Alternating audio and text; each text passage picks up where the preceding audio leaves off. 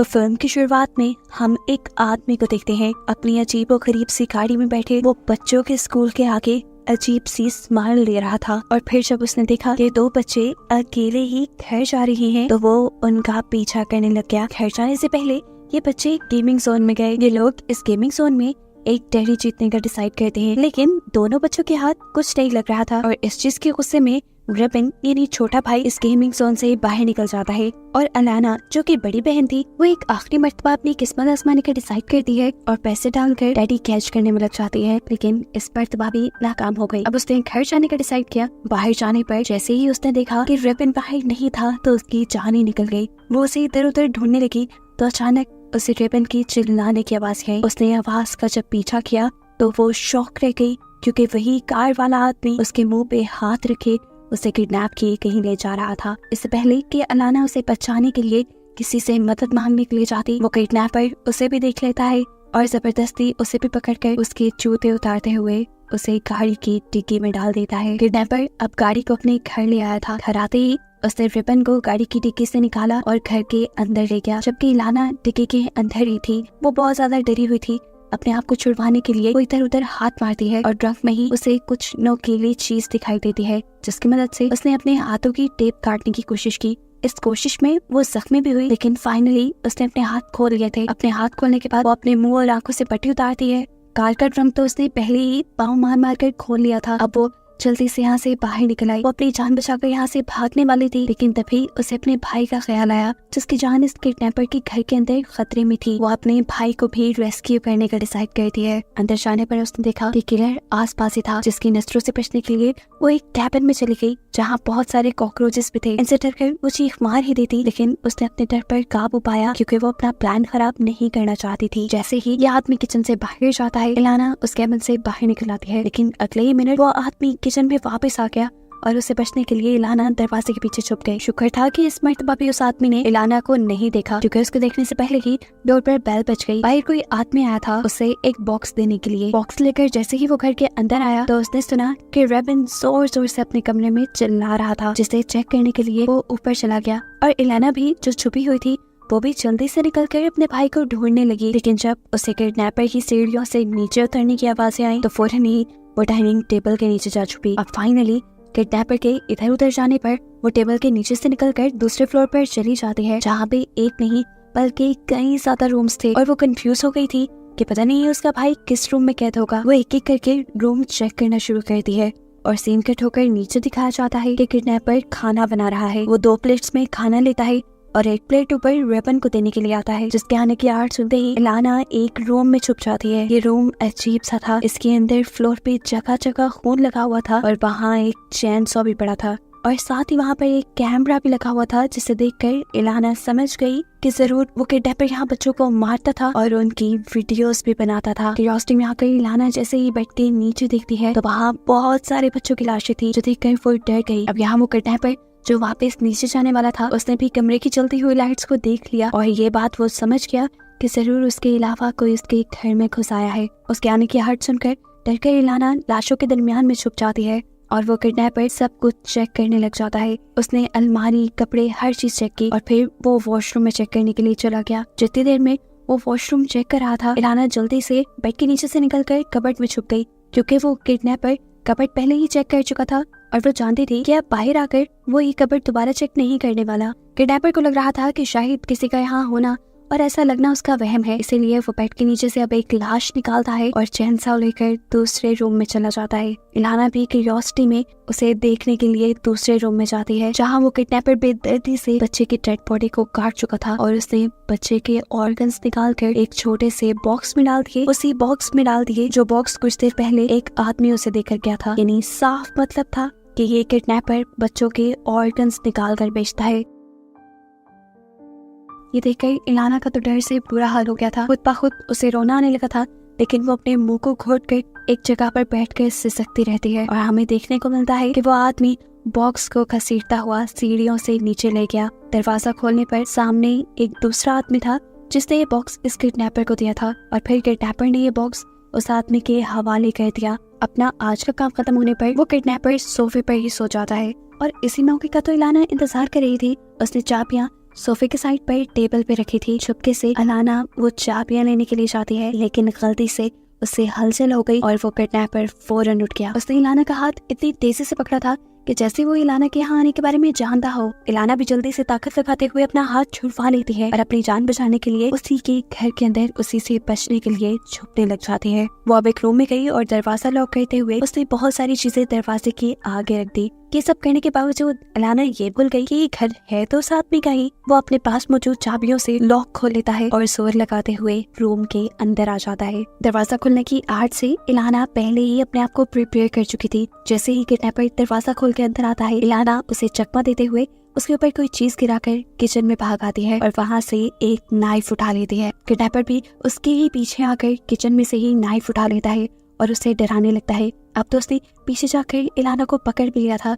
इससे पहले कि वो इलाना को मार देता, इलाना इस मर्तबा भी उसके बाजुओं के नीचे से निकलकर उसे नाइफ दिखाने लगती है। और जब वो आदमी उसके हाथ से उसकी नाइफ पकड़ने की कोशिश करता है तो इस शीना चपटी में खुद ही उसका पाँव एक कैबिन के साथ टकराकर वो नीचे गिरकर बेहोश हो जाता है। इलाना उसे जाकर चेक करती है क्या वो मर तो नहीं गया, लेकिन अगले ही सेकंड उसे होश आ गया और उसने उठते ही इलाना को पकड़ लिया। ऐसे में इलाना के हाथ में जो चाकू था वो गलती से उसके किडनैपर के पेट के अंदर स्टैब हो गया और उसकी वहीं पर मौत हो गई। इलाना ने ये जो भी किया था प्लान से नहीं किया था। एक आदमी मर गया था उसके हाथ से और ये सब गलती से हुआ था।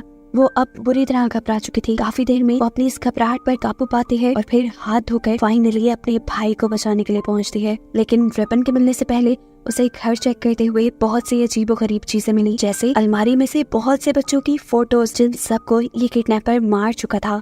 इससे पहले कि इलाना अब रेबन के रूम में जा पाती, वो देखती है कि इसी घर के बाहर एक और पहले जैसी ही कार रुकी जिसके अंदर से एक लड़की निकलकर इस घर के अंदर आ गई। आते ही उसने किडनैपर को आवाज दे देना शुरू कर दी, लेकिन वो तो मर चुका था, कैसे जवाब देता। एकदम से उसे किसी की चिल्लाने की आवाज आई। ये रेबन की चिल्लाने की आवाज़ें थी, जिसे देखने के लिए वो भी ऊपर चली गई और वो भी रेबन को ही डराने लगी, जिसका साफ मतलब ये था कि ये लड़की भी किडनैपर की पार्टनर है। इस लड़की को अपने सामने देखकर रेबन और भी ज्यादा डर जाता है और अपने पास पड़ी प्लेट से उसके ऊपर हमला करता है, लेकिन इस हमले का उसके ऊपर ज्यादा असर नहीं हुआ, जैसे वो इन सारी चीजों से पहले यूज्ड टू हो। खैर वो रेबन को चुप करवाते हुए उसका रूम लॉक करके बाहर निकल आती है और सीन कट होकर दूसरी तरफ हमें दिखाया जाता है कि यहाँ पर इलाना ने इन्हीं के घर से एक फोन चुरा कर पुलिस में इन्फॉर्म कर दिया था कि वो खतरे में है और उस लड़की के नीचे आने से पहले ही उसने बाहर का दरवाजा खोलकर किडनैपर की लाश को भी बाहर ले जाने की पूरी कोशिश की ताकि वो लड़की इस लाश को ना देखे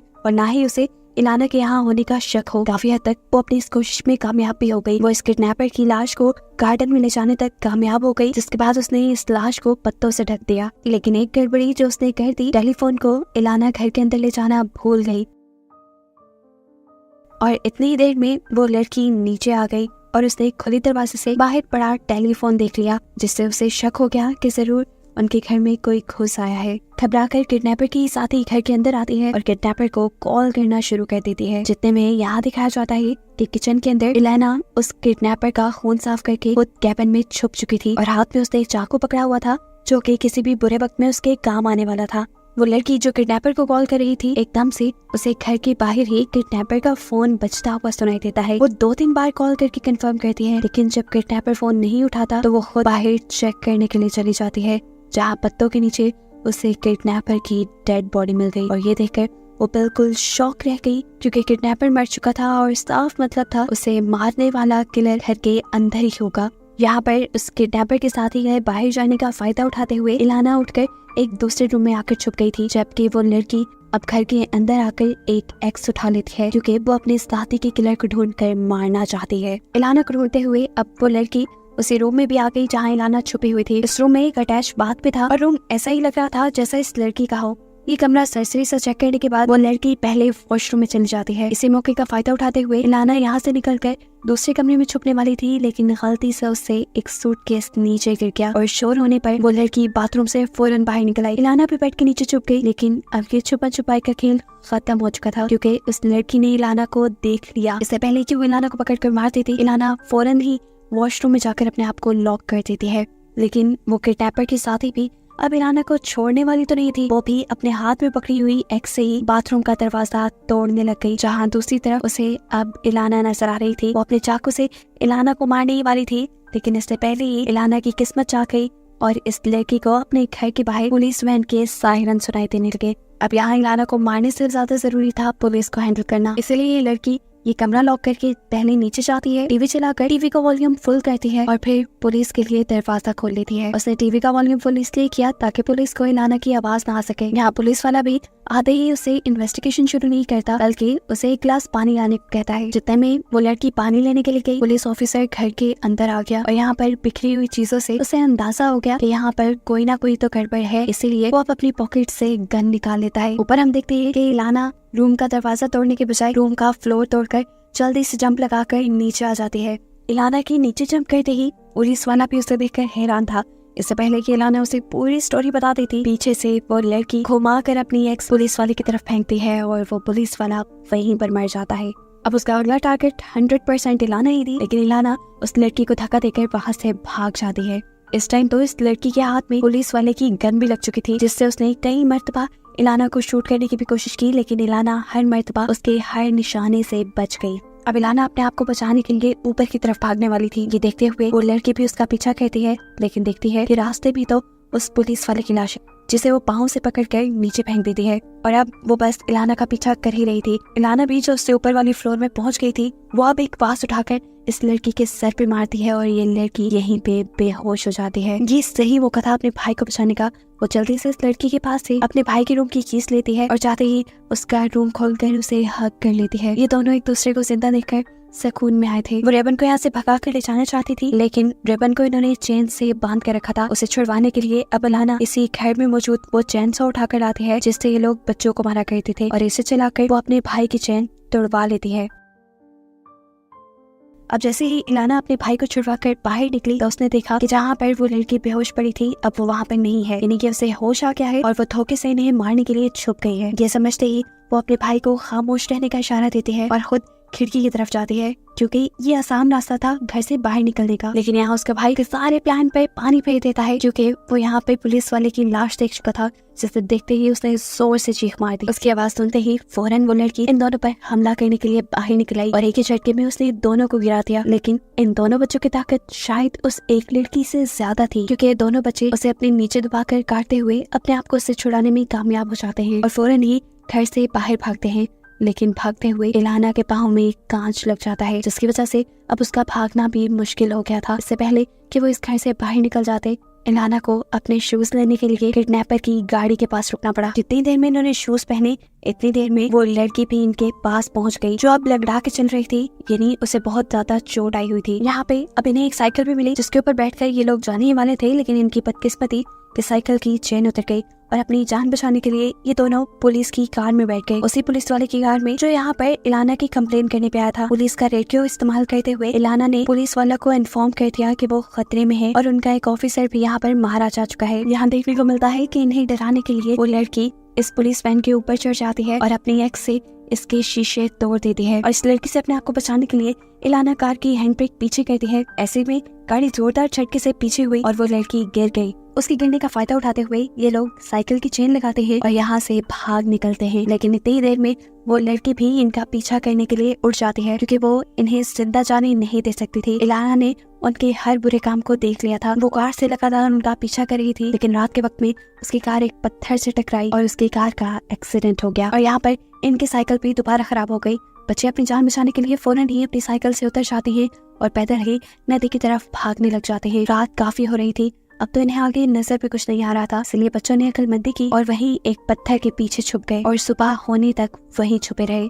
यहाँ दिखाया जाता है उस लड़की ने पैदल ही उन दोनों बहन भाइयों को ढूंढना शुरू कर दिया था। सुबह होते ही इलाना और रिबन उस पत्थर के पीछे से निकले और उन्होंने अपने घर की तरफ भागना शुरू कर दिया, क्योंकि उन्हें लग रहा था उस लड़की ने इनका पीछा छोड़ दिया होगा, लेकिन ये गलत थे। वो लड़की अब दोबारा से इनके पीछे आ गई। भागते हुए इलाना के भाई का पाँव भी दो पत्थरों के दरमियान में फंस जाता है, जिसे इलाना छुड़ाने की कोशिश करने लग गई थी। लेकिन इतनी देर में वो लड़की इनके ठीक पीछे आ गई। इससे पहले कि वो अपने कुल्हाड़ी से इन दोनों में से किसी को मार देती, एक गोली चलने की आवाज हमें सुनाई देती है और वो लड़की नीचे गिर जाती है। देखने पर पता चला कि ठीक वक्त पर यहाँ पुलिस आ गई थी, जिन्होंने रात ही पुलिस वैन से किए हुए इलाना के मैसेज पर एक्शन ले लिया था और वो फौरन ही उस लोकेशन पे पहुंच गए थे, यानी किडनैपर के घर पहुंच गए थे। लेकिन उन्हें वहां जाकर इलाना नहीं मिली और तब से ये लोग इलाना और उसके भाई को रेस्क्यू करने की कोशिश कर रहे थे, जो अब इन्हें बानी के पास मिल भी गए। पुलिस ने उस लड़की को तो पहले ही मार दिया था, जिसके बाद ये लोग इलाना और उसके भाई को रेस्क्यू कर लेते हैं और मूवी बस यहीं पर खत्म हो जाती है।